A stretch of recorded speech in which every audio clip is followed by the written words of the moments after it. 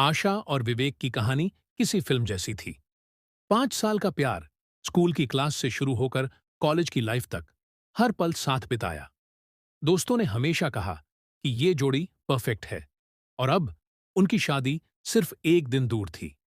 आशा की आंखों में चमक और चेहरे पर मासूम मुस्कान साफ दिख रही थी। विवेक अपने काम में व्यस्त होते हुए भी हर समय उसका ख्याल रखता था। गांव से लेकर शहर तक हर कोई इस जोड़े की शादी का इंतजार कर रहा था, पर किसे पता था कि आने वाली रात उनकी जिंदगी बदल देगी। आशा के घर में हलचल थी। मेहंदी की खुशबू, हल्दी की रस्म, मिठाइयों की सजावट, हर जगह उत्साह और हंसी का माहौल। उसकी मां बार बार चेक कर रही थी कि सभी चीजें परफेक्ट हों। पिता ने उसे समझाया, बेटी, कल की रात सब बदल सकती है, लेकिन याद रखना, घर हमेशा तुम्हारे साथ है। आशा ने मुस्कुराते हुए सिर हिलाया, लेकिन भीतर एक अजीब सी बेचैनी थी, जिसे उसने खुद से छुपा लिया। दोस्तों ने भी शादी की खुशी में कोई कसर नहीं छोड़ी। उन्हें पता था कि विवेक और आशा का रिश्ता बहुत खास है। लेकिन इसी बीच किसी ने हंसते हुए कहा, कल तुम्हारी शादी है, और मैं तुम्हें सिर्फ यही कहूंगा, सब कुछ परफेक्ट होना चाहिए, वरना बाद में पछताओगे। आशा ने हल्की हंसी में इसे टाल दिया, पर उसके मन में कुछ सवाल उठने लगे, जैसे, क्या सब सच में परफेक्ट होगा? शादी से एक दिन पहले विवेक अपने ऑफिस से लौटकर आशा से मिलने आया। उसके हाथ में एक छोटा पैकेज था। आशा ने उत्सुकता में पूछा, ये क्या है? विवेक ने हंसते हुए जवाब दिया, सिर्फ एक छोटा सा सरप्राइज, कल की रात के लिए। लेकिन जब आशा ने पैकेज खोला, तो उसकी धड़कन तेज हो गई। पैकेज में सिर्फ विवेक का मोबाइल और एक छोटा सा नोट था। अगर ये तुम्हें मिल रहा है, तो समझो कि खेल शुरू हो चुका है। आशा को समझ नहीं आया कि ये मजाक है या सच में कोई खतरा। उसके दिल में डर बैठ गया, लेकिन उसने खुद को शांत रखने की कोशिश की। शाम ढल चुकी थी। घर के सभी सदस्य अपने अपने कमरे में व्यस्त थे। अचानक दरवाजे की घंटी बजी। आशा ने दरवाजा खोला और देखा पैकेज, लेकिन इस बार पैकेज में कुछ अलग था। विवेक का शरीर कमरे में पड़ा था, खून से लथपथ।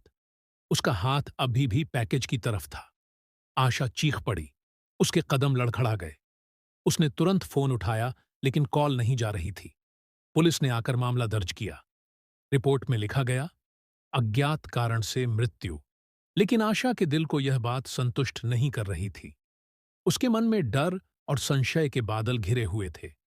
पुलिस ने कमरे की जांच की। कोई फोर्स्ड एंट्री नहीं था। कोई सुसाइड नोट नहीं मिला। हर सुराग ने सिर्फ एक ही बात बताई, यह कोई साधारण मौत नहीं है। आशा को लगा कि कहीं कोई उसकी शादी और उसके प्यार के बीच साजिश रच रहा है। रात भर आशा नींद नहीं ले पाई। वह बार बार विवेक के चेहरे को याद करती, और हर बार एक अजीब सी ठंडी सांस उसके पीछे महसूस होती। रात के लगभग 2 बजे आशा का फोन बजा। स्क्रीन पर कोई नाम नहीं था, सिर्फ एक अनजान नंबर। उसने उठाया और अचानक आवाज आई, मैं अभी भी जिंदा हूं, और तुम्हारी शादी के बाद सब कुछ बदल जाएगा। आशा के होंठ कंप रहे थे। अब सवाल यह था, क्या विवेक सच में मर चुका था, या कोई उसे अलाइव होने का डर दिखा रहा था? रात के अंधेरे में आशा अपने कमरे में बैठी थी। हाथ में वह अनजान नंबर से आया मैसेज था। स्क्रीन पर लिखा था, मैं अभी भी जिंदा हूं। आशा की सांसें तेज हो गईं। उसका दिल डर और बेचैनी से धड़क रहा था। क्या यह किसी मजाक या साजिश का हिस्सा था? उसने खुद से कहा, नहीं, मैं सच का पता लगाऊंगी। उस रात उसने तय किया कि वह अकेले ही विवेक के रहस्य को उजागर करेगी। अगली सुबह आशा विवेक के ऑफिस गई। वहां उसने उसके सहकर्मियों और दोस्तों से पूछा। कोई भी स्पष्ट जवाब नहीं दे पाया। हर कोई डर और शक में था। एक सहकर्मी ने चुपके से कहा, आशा, कुछ तो गलत था। मुझे डर है कि यह सिर्फ शुरुआत है। आशा ने उसकी बात पर ध्यान नहीं दिया और ऑफिस के सीसीटीवी रिकॉर्ड्स की मांग की। सीसीटीवी रिकॉर्ड्स में उसने देखा कि रात को पैकेज की डिलीवरी से पहले एक अजीब आदमी विवेक के घर के पास खड़ा था। उसने तुरंत पुलिस को बुलाया, लेकिन पुलिस ने इसे इनसिग्निफिकेंट मान लिया। आशा खुद ही क्लूज को जोड़ने लगी। उसने देखा कि पैकेज में मिले नोट की हैंडराइटिंग किसी दोस्त या करीबी की नहीं थी। आशा के मन में डर और गुस्सा दोनों थे। हर पल उसका दिमाग विचलित हो रहा था। उसने अपने दिल से कहा, विवेक, अगर तुम जिंदा हो तो मुझे बस तुम्हारी एक झलक चाहिए। लेकिन कोई जवाब नहीं था। इस बेचैनी ने उसे और मजबूत बनाया। उसने तय किया कि वह अपनी शादी और अपने प्यार दोनों को बचाएगी, चाहे कुछ भी हो। आशा ने उन दोस्तों और रिश्तेदारों की सूची बनाई जो विवेक के आसपास रहते थे। उसने एक एक कर उनसे बात की। कुछ तो डर और झूठ में उलझे हुए थे, कुछ ने सच को छुपा रखा था।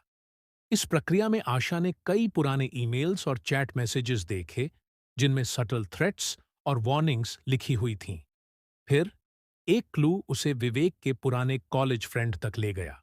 उसने बताया कि कुछ महीनों पहले विवेक ने किसी अजनबी से मिलने की बात कही थी। वो अजनबी बहुत ही खतरनाक दिखता था। उसने हमेशा कहा कि अगर तुम आशा के पास जाओगे तो कुछ गलत होगा। आशा को समझ आया कि यह कोई रैंडम घटना नहीं थी। यह पूरी कहानी में कोई बड़ा कॉन्स्पिरेसी चल रहा था। जैसे जैसे क्लूज मिलते गए, सस्पेंस बढ़ता गया। आशा ने पाया कि पैकेज भेजने वाला आदमी कोई और नहीं, बल्कि विवेक के सबसे करीबी दोस्तों में से एक हो सकता है। उसने खुद को संभाला और कहा, मैं हार नहीं मानूंगी। सच सामने आएगा, चाहे कितना भी खतरनाक क्यों ना हो। उस रात आशा को फिर वही मिस्टीरियस नंबर से कॉल आई। इस बार आवाज और भी गंभीर थी। कल तुम समझ जाओगी कि प्यार और विश्वास के बीच की लकीर कितनी पतली होती है। आशा का दिल धड़कने लगा। यह किसी मजाक जैसा नहीं था। यह डर और वास्तविकता का मिश्रण था। आशा अब न केवल विवेक की सुरक्षा की चिंता कर रही थी, बल्कि खुद की जिंदगी के लिए भी सतर्क थी। उसने अपने पेरेंट्स और कुछ करीबी दोस्तों को बताया, लेकिन पुलिस अब भी उसके केस में स्लो थी। उसे खुद ही हर छोटी छोटी डिटेल पर ध्यान देना पड़ा।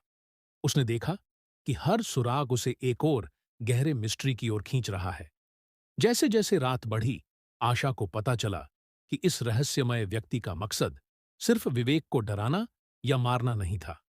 यह किसी पुराने जेलसी, बिट्रेयल और हिडन ट्रूथ का हिस्सा था। आशा ने तय किया कि कल की सुबह वह इस रहस्य का अंत करेगी। अगली सुबह सूरज की हल्की रोशनी घर में छा रही थी, पर आशा का दिल शांति से भरा नहीं था। रात भर के क्लूज और मैसेज ने उसे और सतर्क बना दिया था। उसने अपने कपड़े जल्दी पहने और घर के बाहर निकलते ही फैसला किया, आज वह हर रहस्य को उजागर करेगी। विवेक, मैं तुम्हें बचाऊंगी, चाहे कुछ भी हो, उसने खुद से कहा। आशा ने पहला क्लू, जो उसे अजनबी की तरफ ले गया था, उसका पीछा किया।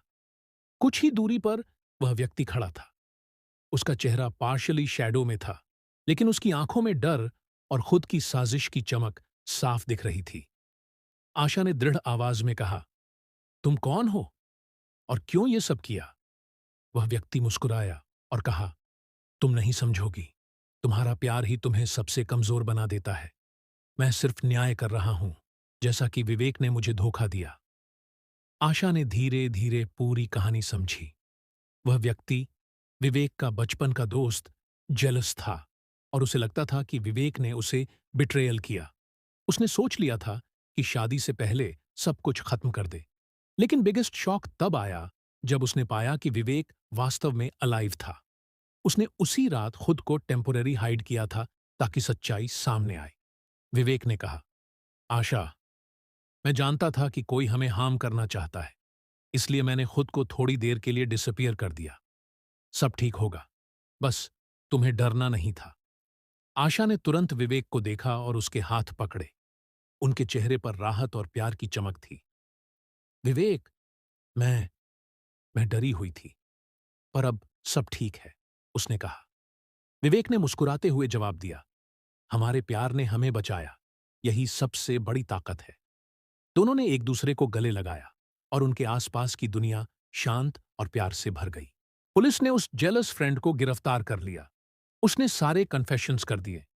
उसने बताया कि उसने पैकेज भेजा, मैसेज किए और सस्पेंस क्रिएट किया ताकि विवेक और आशा का रिश्ता टूट जाए। आशा ने खुद पुलिस को सारे एविडेंस दिए।